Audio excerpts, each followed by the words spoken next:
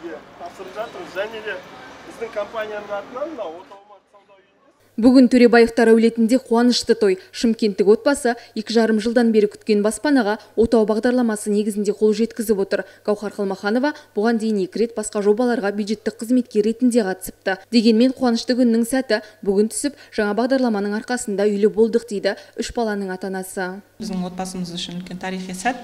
Бұл баспанаға 2,5 жылдың көлемінде отбасы банкіне салымшы ретінде ақша жинай отыра баспаналы болып отырмыз. Отау бағдарламасына, мемлекеттік бағдарламасына қатыстық және сәтті түрде жаңағы тізімге ендік, конкурстан өттік.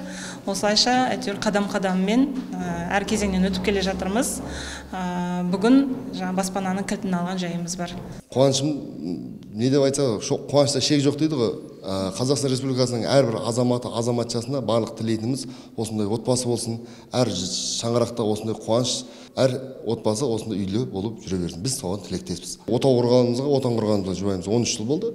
Бірақ енді әке шешеміздің қолымызда жүрдік осы уақытқа дейін. Енді Құда қаласа өз отбасымыз, өз үйіміз болатын болды.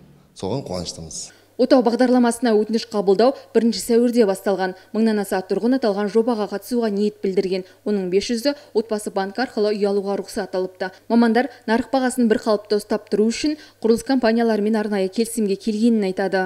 Стали свидетелями такого знаменательного события. Біз үшін де бүгін қуанышты күн. 100-ге тарта тұрғынға ипотекалық несие алуға рұқсат келді. Қазір үй қарастырып жатырмыз.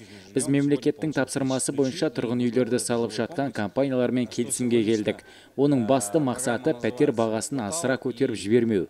Мердігерлер бағдарламаға қатысатын кезде бізге бағасын айтып, екі жақты бекітеміз. Мемлекеттік бағдарлама іске қосылған кезде баспана бағасы өсіп кетеді деген қауесет болды.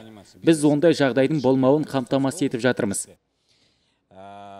Бастапқы айдың өзінде 27 азамат құлагер тұрғын үй кешенінен пәтер алуға бел буыпты. Қазір тұрғындар құжаттарын рәсімдеу жұмыстарын жүргізіп жатыр. Жауапты мамандар мұнда олар үшін барлық жағдай жасалғанын айтады. Жабық автокөлік тұрағымен қамтамасыз етілген, балаларға арналған ойын алаңшалары, заманауи ең керемет ойын алаңшалары және ойын алаңшаларының қолданылған материалдардың бәрі заманауи, қазір европалық стандарттағы материалдар қолданылып жатыр. Барбекю зоналары бар. Тұрғын үй кешенінің ерекшелігі бұл жердегі жоғары сапасы мен төмен бағасымен ерекшеленеді. Айта кетсек, бұл жоба келесі жылда жүзеге асады деп жоспарланған. Ол үшін салымшының қорында 1 миллион теңгесі мен 18 айға толған депозиті болуы керек. Сонымен қатар, алдағы уақытта Шымкент тұрғындарына бірнеше бағдарлама арқылы өтініш беру мүмкіндігі ұсынылады деп күтілуде.